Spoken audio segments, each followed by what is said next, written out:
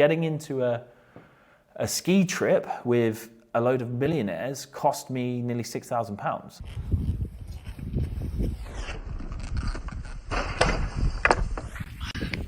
And I remember getting the quote through to join that trip. And I messaged my older sister and was like, I don't think I can go because cash flow is really tight in the business right now. Like, there's no way I can afford this. Anyway, she just sent me one simple message back that said, you can't afford not to go.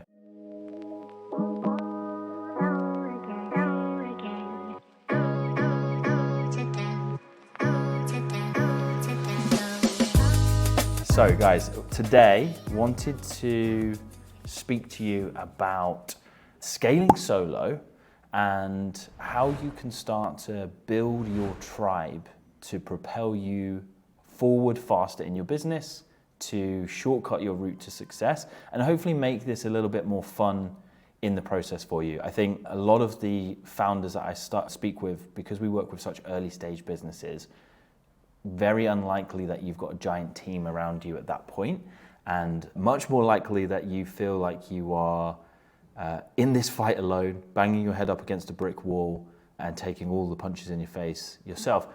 I don't think it has to be that way. I think there is a smart way that you can build a tribe, or what we were calling a high performance network, that helps you not only grow your business, but makes it more fun and attracts opportunity towards you as well. So that's what I'm going to be talking to you about today.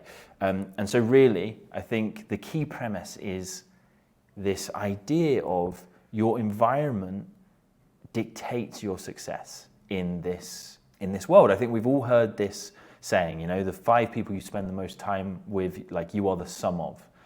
But I think it actually goes further than that, because it's not only the 5 people you spend the most time with, it's the places online that you're spending time digesting content. It is the voices that you are listening to in your head via podcasts and audiobooks. It is the conversations you're having with your community, your peer network. All of these things dictate your success. And I'm going to share with you a couple of ways in which I've really learned this personally in the last few months, and ways in which you can start to build this high performance environment for yourself. I don't know if many of you are familiar with an entrepreneur called Dan Koe. Dan Koe is a very, very creative writer on Twitter, but he kind of pioneered some of this terminology around being a solopreneur. And he's obsessed with fitness, he's obsessed with creating these witty kind of, insights into business, and he's obsessed with scaling a business as far as he can with as few employees as he can possible. And he tweeted this the other day, and it stopped me in my tracks. And it says, we now live in a world where your digital environment has more of an influence on your future than your physical environment. And this rattled around my brain for quite a few days, and in fact is literally the reason that we're having this talk at all, because I thought about this and why, I'm on this little journey traveling around the world. I decided, late last year, it was time to leave Leeds and actually go and find people who are running businesses like me and put myself into environments that were going to challenge me and force me to grow. And so, when I saw this tweet by Dan Koe, I thought it would be worth putting together a bit of a presentation for you all on how you can do this and maybe not have to go to the extremes that I'm going to, where you get rid of your house, live out of a suitcase, and go and explore weird and wonderful countries and live in co-living spaces with other entrepreneurs, which is a whole lot of fun, but not exactly accessible for absolutely everyone on the planet. So the good news is you can all build your tribe. You can all build your high performance network that forces you as an entrepreneur and as a person to grow. You can do it for free, and you can do it from anywhere in the world, because fundamentally, this doesn't require you to be able to be physically in a room with someone. As long as you're able to exchange ideas, and that exchange of ideas can be a one-way flow as well. This exchange of ideas can be with people who are no longer alive, right? We can use people who have passed on their wisdom and off of this world now to build this network with. So it's a network through digital means, but also through time as well. And I'm going to show you a little bit about how you can do that. So here are the 4 principles that I think you need to know to start building your network. There is this idea of vicarious mastery. It is the way in which you can scientifically up your chances of being successful at anything by observation, by experience. And I'm going to dive into that a little bit with you. There is your subconscious limits. There are things that have happened to you in your life, in your environment, in your upbringing, in the content you consume that have created limits in your brain that we need to start becoming much more purposeful about in challenging and changing. And I'm going to teach you a little bit how you can do that. And that ties into this idea of the digital influence, right? The fact that there is a network that we're all currently communicating over called the internet that is going to allow you to build this tribe up very, very quickly. And then finally, to tie all of this together, I'm going to show you the process in which I'm thinking about my tribe and how I'm putting it together and some of the levels of your tribe that you need to assemble. So this will all make sense shortly. So let's get into vicarious learning. There is a guy called Albert Bandura, and I say a guy, he's a scientist, he's a very well-regarded scientist, and he really studied like the process in which humans learn and really how humans learn socially. And he discovers this theory, or he comes up with a theory, he calls it vicarious learning or inactive mastery, if we're going to use $10 words. And this is the idea, this is the observation that they found, is that if you observe people doing something, your chances of being successful at the same action go dramatically up. If you hear stories of people being successful at something prior to you attempting it, your chances of success go up. And I discovered this idea in Ali Abdaal's book, which is called Feel Good Productivity, which I would highly recommend reading to everyone. I think it's a very good book. And it's actually it's a little bit funny because me getting this book, I got this book for free.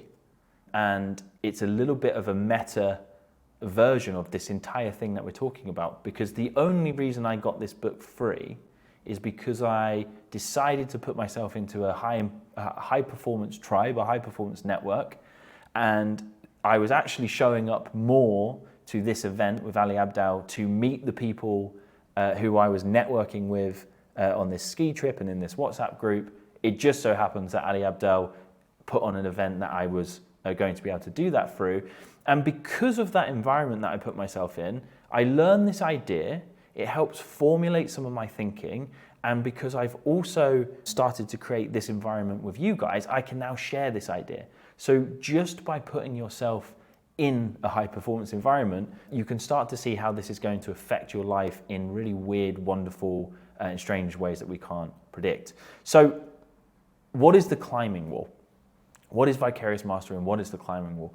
The climbing wall was an experiment that is detailed in Ali's book here, in which they took 2 groups of just normal everyday people to a climbing center. None of them had previous climbing experience. They split this group into 2, and the first group, when they arrive at the climbing wall, they get to watch a video of someone climbing that exact wall, the exact route they go up, how they reach the top, how they get all the way back down, and then they are asked to climb the wall. The second group gets none of that. They're just presented with the wall and it's like, off you go, try and reach the top. And what they observed, the interesting thing that they observed is the group that watched someone successfully complete that exact wall before attempting it had dramatically higher completion rates of that challenge. They knew what route to take, they kind of understood the technique a little bit more, but I think most importantly, they were filled with a belief that that wall was climbable. They'd seen someone do it, so they had the belief that this was a possibility. The second group had no experience, personal experience to draw on. They'd never watched anyone climb the wall, so they're not even sure whether this is possible, and they definitely didn't have the kind of hints and tips of, okay, it's roughly this route, and I saw them, use this grip and then this grip. And so this is interesting when we get to your story as an entrepreneur, your growth as an entrepreneur, because, okay, we can't really do something as specific as taking you to a climbing wall and giving you a video of the exact path. But if you interact with entrepreneurs who are slightly ahead of you and you watch them doing the things that you want to do, you see how they put systems in their in place in their business, you hear their stories of success, you hear how they sent 5 emails out and got the thing that they were always dreaming of, those stories are going to teach you things and, importantly, give you belief that what you want to do right now is 100% possible. And that belief is going to be absolutely critical when you reach a tough point in business where, you know, you feel like giving up, or you feel like just throwing in the towel at that point. That belief and understanding from the stories of others who have gone before you is going to become critical in getting you to push through that and getting you to succeed. So Vicarious Mastery is an incredible tool that we can use. And just to show you, like, once you start learning this, once you learn about this, you'll start seeing it everywhere. And I saw it in the most random place I could possibly have imagined, or I wouldn't have even imagined this.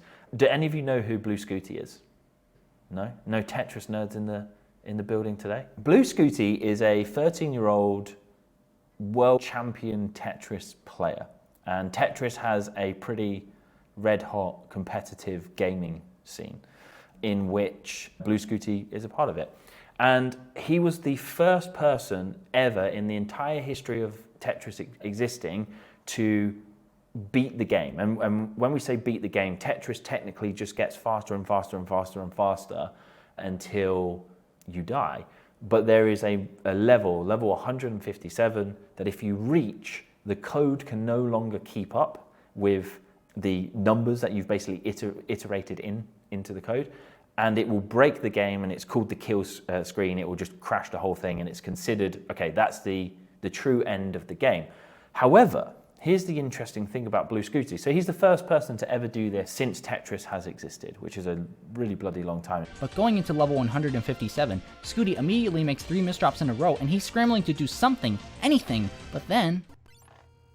Oh my god! It's a very popular game as well. For Blue Scuti to hit this level, it was long thought to be impossible. As you progress through the levels of Tetris, those blocks come down, as I'm sure you've all played it, faster and faster and faster until you can no longer keep up. The blocks rise, and if they hit the top of the screen, you die. And there is a level before level 157 where these blocks start coming down so fast, you can no longer hit the left or the right side of the screen. It's impossible. If you're just tapping the button, it will basically move so fast, you can't move it over quickly enough. And so you would always die because you'd always have the gaps at the side. And it was thought to be impossible to get past that. And here we have a young chap named Cheese. And Cheese comes up with a really out-of-the-box solution to this problem. So if you look on the left-hand side here, you'll see he's holding that SNES controller in a really strange way. And what you can't really see in this photo, he's also wearing a glove, like a soft glove, right?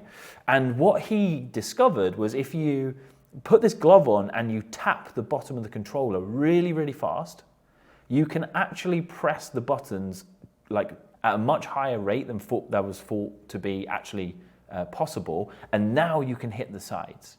And this was a breakthrough, and this is why I want to encourage you to put yourself and build yourself a high-performance environment, because Cheese has this breakthrough in 2020. He starts to enter the competitions and gets really far with it. This idea starts to spread to other people who are doing this at a high level in the Tetris world. They start, like, there's a few different grips you can use. They start sharing this secret out with each other. And eventually all the top players now use this technique. This technique sets the foundation for Blue Scuti to be able to beat the game. Without this, it can't happen. There are other hurdles, like as you got past this level, Tetris actually breaks before level 157, and the bricks become pretty much invisible. So not only are you playing it when it's super fast, you also basically can't see any of the bricks for quite a few levels. So this is super hard to do. But this is your opportunity of building your tribe. Because if you were part of Cheese's tribe, you got to see this technique, which allowed you to unlock the next level of performance and attempt the bigger thing. And here's the beautiful thing that happened. So Blue Scuti breaks this, hits the world record, reaches level 157. He was in a race with 3 or 4 other people to achieve this impossible target, this impossible goal. As soon as he breaks the record, in a matter of weeks and maybe a month max, 2 players, Eric and Pixel Andy, not only get past the level that was thought to be impossible, they then create world records for the highest ever scores achieved in Tetris, and Pixel Andy then goes and breaks that at an even higher level. So what does this mean? Once Blue Scuti proved that you could get to that point and get past it, other players had the innate and fundamental belief that this was now possible. And they then pushed themselves and achieved the same level of performance as Blue Scuti, because the vicarious learning enabled them to have the belief, see the way, and push through the difficulty of all of the failures they still had to go through, but they knew someone's done it, so I can do it too. And you will see this example everywhere. The 4-minute mile is a famous example of it. You know, that gets broken, and within a couple of years, loads of people are doing it. And I'm sure in sports there would be an ungodly amount of examples of this. So this is why it's important for you to build this tribe of digital mentors, because them showing you that what you want to do is possible will enable you to push through the really difficult bits, stop scaling solo, and start scaling with the examples of others to guide you. Okay, your subconscious limits. Your mind is a product of its environment. Your upbringing, the economic environment at the time of your childhood, how your parents were with you, your friends, what happened to you at school, pure luck and chance. All of these things add up in a culmination of connections within your brain that dictate your thoughts and feelings about certain things, and what you, importantly, believe to be true. And what you believe to be true is really important to examine, because what you fundamentally believe, will become true. If you believe that cold calling will never ever result in a client, that will be true for you, because you won't pick up the phone and do the cold calls to get the clients. You won't learn the script. You won't get past the ability to get past the gatekeeper. You won't put up with the embarrassment of someone swearing at you. But other people don't have that hindrance, and they will cold call, and they'll do it readily, and they'll get the clients, and they'll realize that that gets them lots of clients, and then they become the kind of entrepreneur who does cold calls, and that's how they scale their business. So you have a collection of beliefs inside your head that is actually dictating your performance in way more ways than you're conscious of at this point in time. But by assembling this core group, this tribe, this high-performance digital environment, you get the gift of being able to challenge your beliefs. Because if someone physically shows you something that you thought was impossible is possible, you have to make a choice in your mind there. It's like cognitive dissonance. You could continue to believe it's impossible, and I'm just not going to believe what my eyes are showing me or what my ears are telling me. Or you change. And so this happened to me, when was it, last month, in a really powerful way.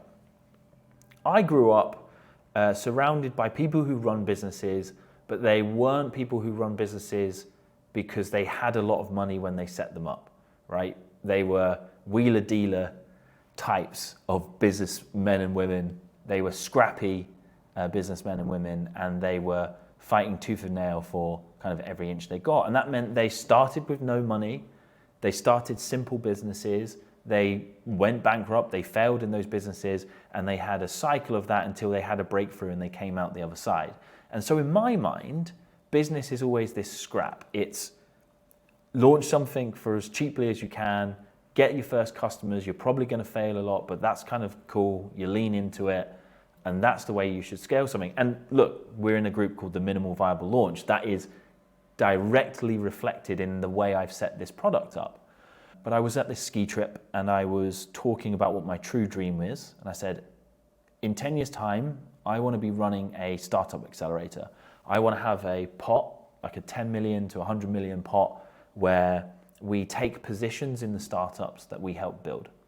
And I can solve the funding issue for a lot of startups and then use my experience to help them scale to product market fit. But I've got to do all this work first. I've got to carry the cross, do the hard yards, build up this pot of money. And then once I have that, I can start making these investments.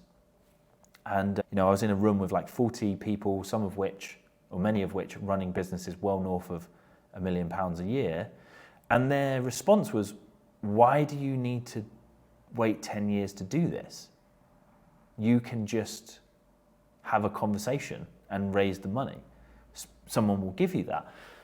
And it really blew my mind because at that moment I realized I had a fundamental belief that business should be hard work. And the reason I don't have a business as big as they have is because they don't have that belief. They have a belief of the world is full of abundance and resources, and there's probably people I can ask to give me those resources, and they will, and therefore I can move faster. Whereas I was from the scarcity mindset of the world is a very scarce place and I have to fight tooth and nail for everything I've got, so let me be scrappy, and once I've got over that hurdle, I can then solve this problem for others. And so this is why if you curate your environment, your tribe carefully, you will encounter opinions about what you're doing and what you believe that are going to force you to either reject that tribe and move away from it, or change your fundamental beliefs because you can't maintain a state of cognitive dissonance. And I think this is fascinating because of what we're going to talk about in the digital influence. These networks are really hard to break into, right? Getting into a ski trip with a load of millionaires cost me nearly £6,000.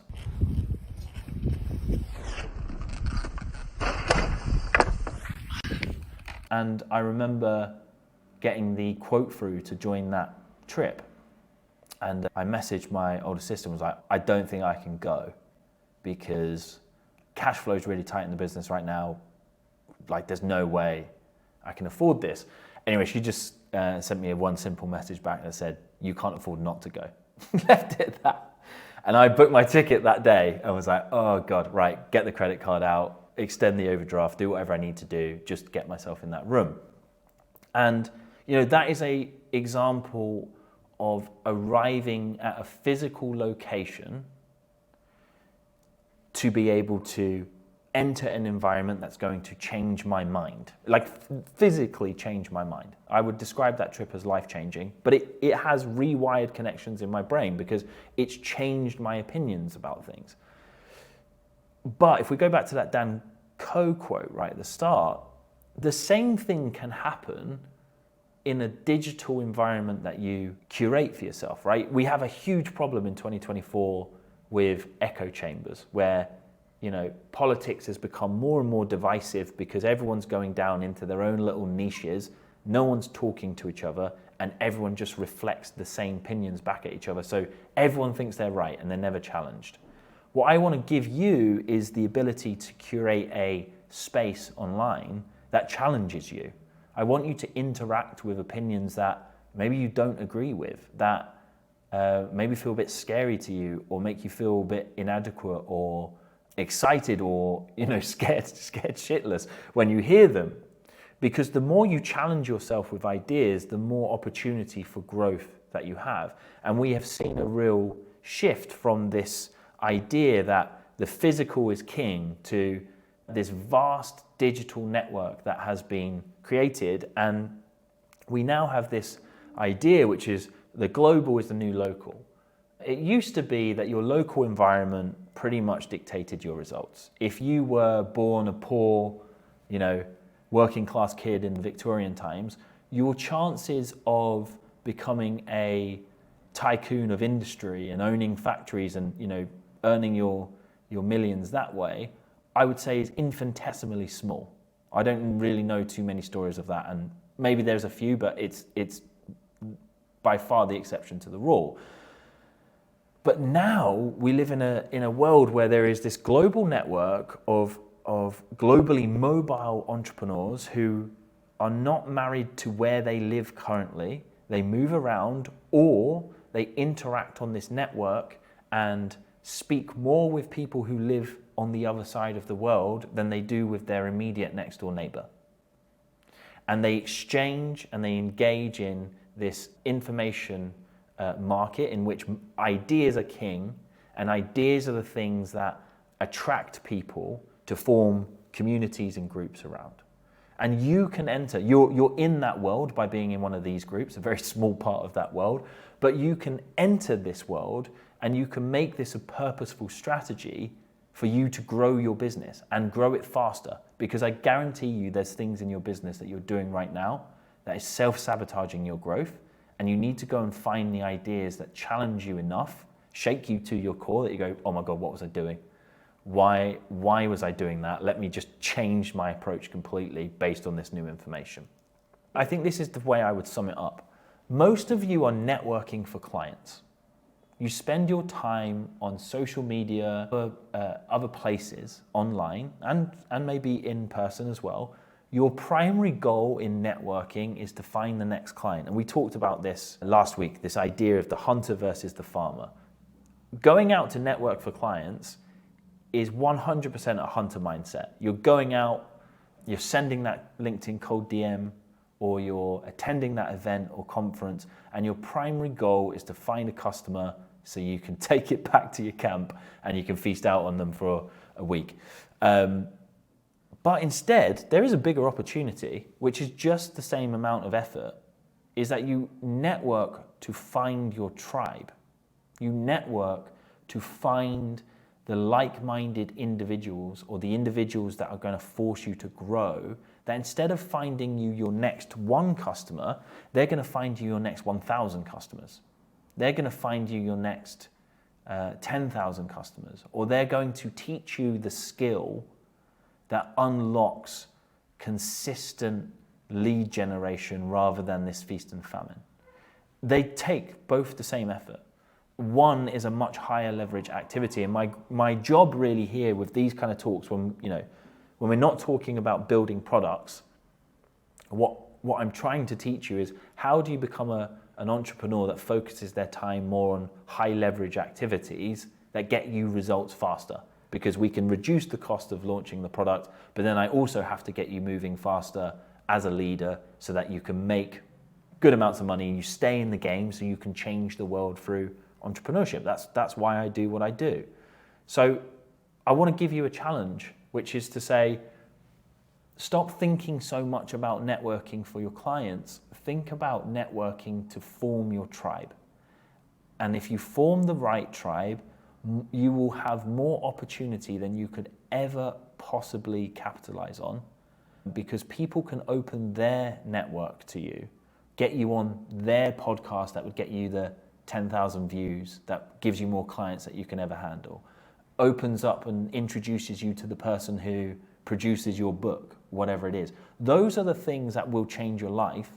It's very unlikely that any one particular customer, unless they're, absolutely giant, will change your life in such a way, in such a fundamental way. But your tribe will change your life. Your tribe will dictate your performance in this world. So that's the opportunity. So I want to dig into how we can do this.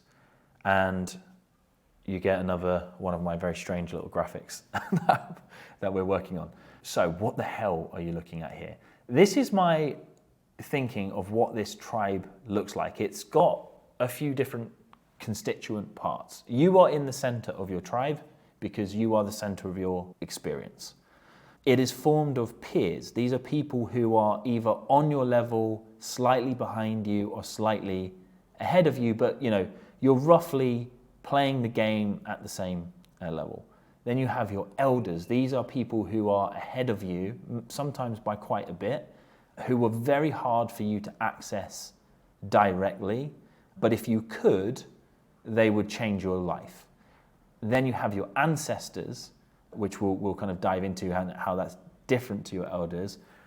And then you have your successors, and your successors are ultimately who you owe the most to, and I want to encourage you to help the most. So that is what this tribe looks like. Let's dive into the constituent parts here. So your elders, who are these? I want you to focus on, if you don't have this already, this is your first job. I spoke to a founder who's launched a product in the last couple of weeks. They're really struggling to scale.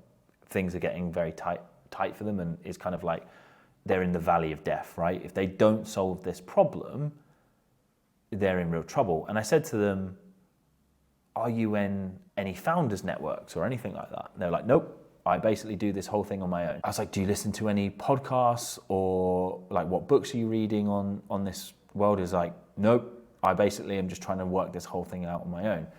Your elders are the people that you're going to access through books, podcasts, coaching, masterminds, these kind of things. They are people who have significantly more experience in solving the challenge that you want to solve than you.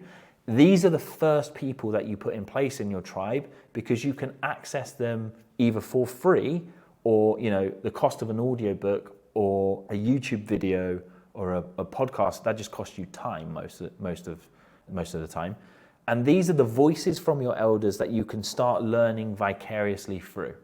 So that is job number one. Find a group of mentors, elders online whose ideas you can fill your brain with constantly, because this is just going to start changing your mind in subtle ways, opening your eyes up to new possibilities that you maybe weren't sure of. Most of the time, these people are completely out of reach for you to actually network with at the current level that you're at. And that's why you use their books and their podcasts. But that's where we start. And you start there because that's permissionless. You don't need any permission to get there. To go towards the peers, you need to start building a bit of a track record in something. You need to start doing some stuff, right? Because your peers are always inherently a little bit suspicious of you. Like, is this competition? Is this person actually good at what they do? Are they just going to waste my time? And you know what it's like if any of you got hobbies that have a lot of new people turn up all the time. You get the culture of, oh, they're the newbie, and we'll wait a couple of weeks to see if they stick it out before they get invited to the drinks after the session, right? It's always the way.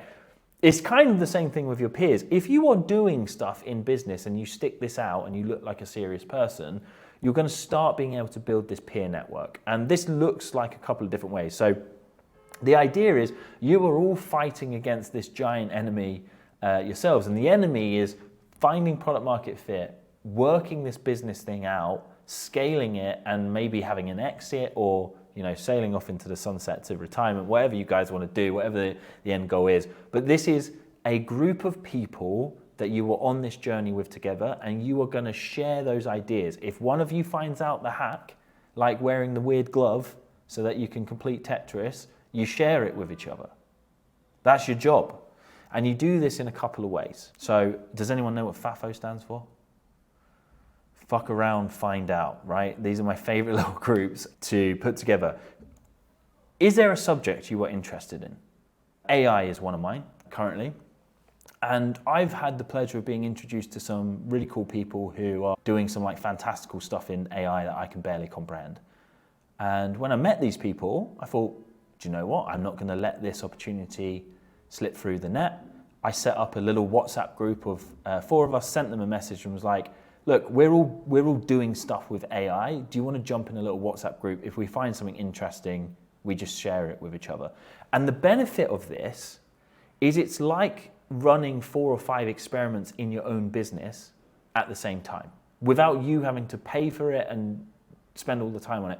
One of them's doing like an auto blogging system, let's say. we're like looking at how we can build websites with AI quickly, and we're starting to share our experiences there, and I'm learning from their experiences and experiments, and they're learning from mine. And it's a really small, tight-knit group. It's free. It doesn't cost anything. People love them, right? And the idea is you're all doing stuff, share it, and see if you can improve together. You then have masterminds. Masterminds are like, find 4 people, maximum of 4, and you meet weekly, bi-weekly. You each have 15 minutes. You say what you were doing, what you're doing this week, what you've got stuck on, what you could get advice on.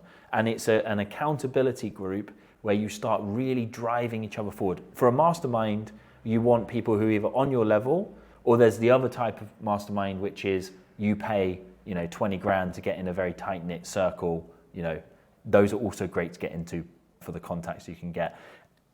If you go for those bigger groups, the ones you've got to pay into, the hack is, and I would actually say this with any course that you're on, the hack is you become the accountability king.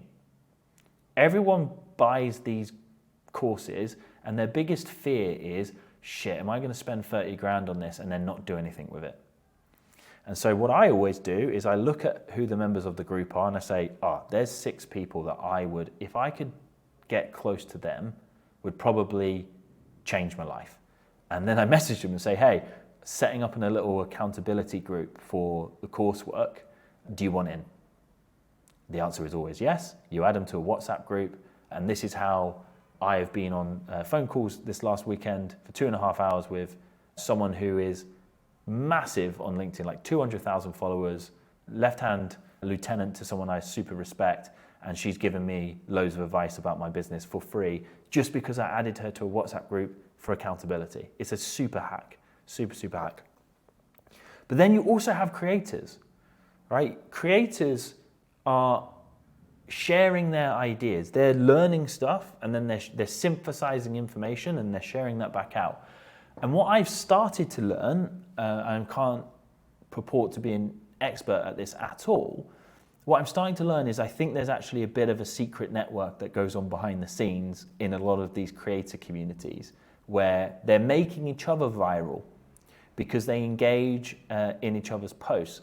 And the way that you start to build this network is you engage in their posts thoughtfully, like a human. You're networking for partners and your tribe. You're not networking for sales. You add to the conversation, and they will absolutely appreciate you for doing that because you're helping them achieve their goals. After a couple of weeks of doing that, you send them a heartfelt DM where it's like, dude, absolutely love that post. It resonated with me for X, Y, and Z reason. I've thought about this idea, and you just start a conversation. I've done this a couple of times in my life with, and you are selective about this.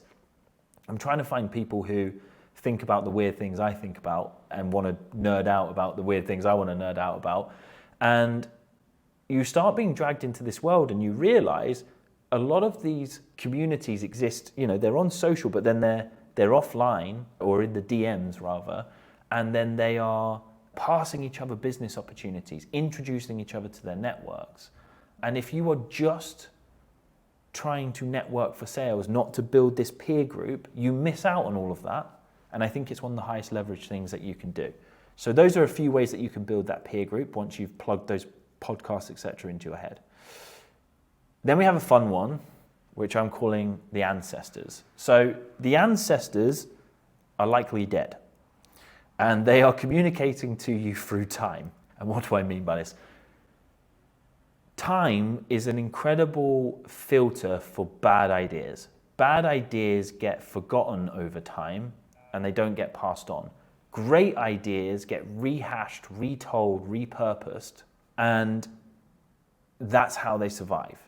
And so you can then go on a bit of an odyssey, a bit of a journey yourself, where when you find those elders, the people whose books and podcasts you're probably reading right now, and you find your peer group, you're going to start encountering the same ideas again and again and again.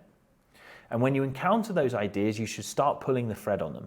You should start saying, I'm reading this book. I'll give you the example from last week with Ron Baker, right? I'm reading the Ron Baker value-based pricing book. And in there, he just keeps talking about Peter Drucker, Peter Drucker, Peter Drucker. It's a name I've kind of heard before, but I haven't really dug too deeply into, other than a few quotes here and there that are super famous. And so then I write that in the front of the book, Peter Drucker, and I start writing all the references that Ron Baker is talking about, because what I'm trying to do is I'm going to go and read the Peter Drucker books, and Peter Drucker is going to do the same thing. He's going to reference people that inspired him. And then I'm going to hop to that. And what I'm trying to do is get to the source of knowledge, because you are only as original as the obscurity that you steal from. And the best people in your industry have gone all the way up and done the hard work and found the ancestors of the ideas, the true font of the knowledge. And if you have the true font of the knowledge, you will become much more original. Everyone else is parroting Alex Hormozy's posts, right, me included. But who's Alex Hormozy inspired by? Who's the 10 people that he robs all of his ideas off? Because I guarantee you he's not being totally original. And that's an interesting journey to go on. So then once you've done your elders, you've got your peers, then you start to build this journey up of finding who your idea ancestors are. And then we arrive to your true job as an entrepreneur, which is to synthesize all of that information for your successors. Your job in this world, I really do believe this, is to take what you learn and bundle it up with your experience so that you can teach it to the next people who are going to come after you. And there's so many reasons you should do this. You have to synthesize the insights you get, and you should teach them back to people who come after you, which can be in the form of a mentee, an apprentice, but also, most likely for everyone here, it's your audience. You should be teaching your audience. You shouldn't be trying to create content that says, hey, look at me, I bought a new Lambo today, I had the world's best exit. No, who cares? Like, you might get some pity likes or some general excitement, right? But that doesn't sustain a personal brand long term. But people who teach their previous selves, i.e. their successors, are very, very valued in the world. And this is how you keep this tribe glued together. You have to give back the benefits of this network that you put together. And I firmly believe, and I'd encourage you all to teach as much as you possibly can, because it requires you to look at all of the information you're getting from your network and form an opinion on it and very clearly articulate what it is you think and why to teach someone. So teach.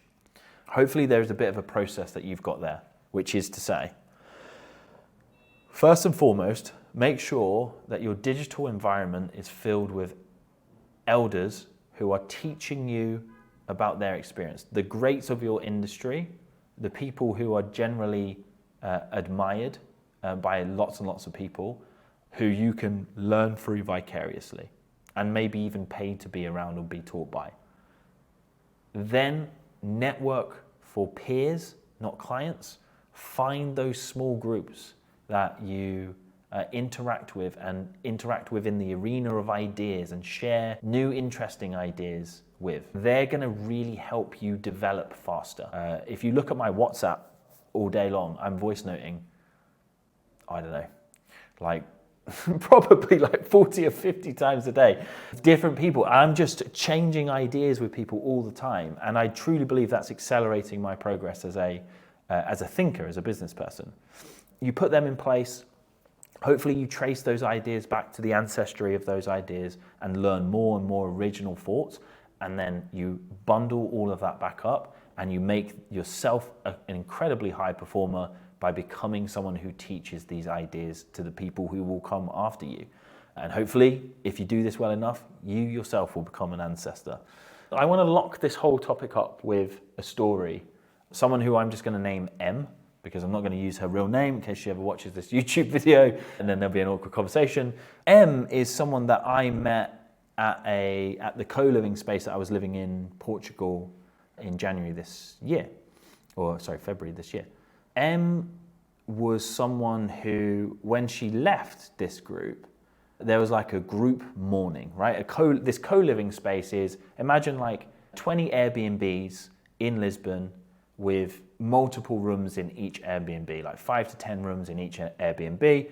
And it's a space for freelancers and entrepreneurs to go and live in Lisbon. And they put on drinks, they put on dinners, breakfasts, events, all of this stuff. And you all get whacked in a big WhatsApp group. And they solve the problem of, you exploring a city, and they create a network for you. And by nature of this network, it's a very transient thing. People come and go all the time. So the friendships that you make there are with amazing people, but you know that it's, for a month or two at a time. So you're going to say goodbye to them. So it's not, when someone leaves, it's not like the worst tragedy in the world. But M was really different, because M, when she left, there was like a special dinner put on. There was like people being super upset, like for weeks before she left that group every time we were out. And, people like begging her to come back at ASAP. And I was observing this just because I'm a watcher of people and of people's behavior. I was thinking, this is so interesting, because what has M done that's so different to, the 90 other people that I've seen come and go here in the time that I've been in this group? I was like, is it because she's like so charismatic that she's just put a massive hold over all of these people? No. Kind of annoying person, actually, if I'm honest with you. That's why her name's not in there. But what she did do was something very interesting. She became a central person to allow people to connect.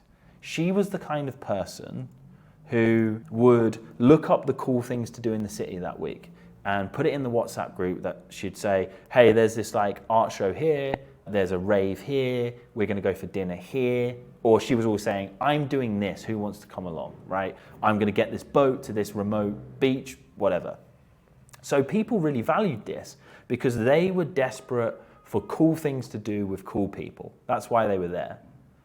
But they also, and it's a fundamental thing that you'll observe in many, many people, they want more friends, they want more clients, they want more opportunity, they want more cool things to do with cool people, they want better relationships, but they sit in absolute misery because they can't be bothered to actually make the effort themselves required to go and find the cool event in their city this weekend and not sit on their ass and watch TV, right? So they are waiting for someone to do this for them. And she did that. And by becoming this person, by becoming the organizer, this is how I ended up turning it in my head, she added incredible value to a network of peers and people ahead of her in life, because some of those people in that group are like very serious, very successful entrepreneurs. And by doing that, not only did she make very deep friendships with people in a very short amount of time, she was able at any time to make herself have a better time in exploring the city, because she would have willing participants to do whatever the hell that she wanted to do. And we can apply this scenario to your business in formulating your tribe. Your peers are sat there desperate for someone to just organize something that's great.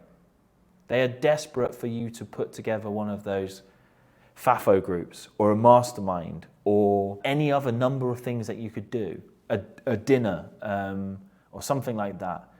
And if you organize these, you will attract people to you in a really magnetic and compelling way.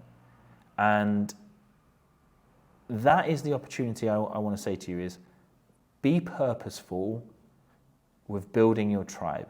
Make sure your digital environment is forcing you to grow and is not forcing you to be negative. You can spend 2 hours scrolling social media looking at memes, or you can spend 2 hours scrolling social media encountering ideas to grow your business. You get to be the gardener of your social media, like curate it very carefully. But once you do that, you are able to organize your peer group. And by doing that, you will become the center of a network that drives opportunity towards you. And that's how this will become a high performance network for you to put together that will change your life. So it's an exciting opportunity and I hope you will take it. If you do have any questions about curating your digital environment, your high performance tribe, chuck them in the group. I think it's a really impactful thing that you can focus on, especially that point of stop networking for clients, network for peers. I really, really believe that will change your life, because your next client isn't going to change your life. I know it will feel like it sometimes when we're looking at that cash flow forecast and we're like, oh God, we're going out of business. Things are getting tough. You will still get that next client, and that will happen in the next quarter or at some other point in the future. That never goes away. So make sure at least some of your time is networking for great peers that could unlock incredible opportunity for you. All right, everyone, thank you very much, and I will see you all again next week.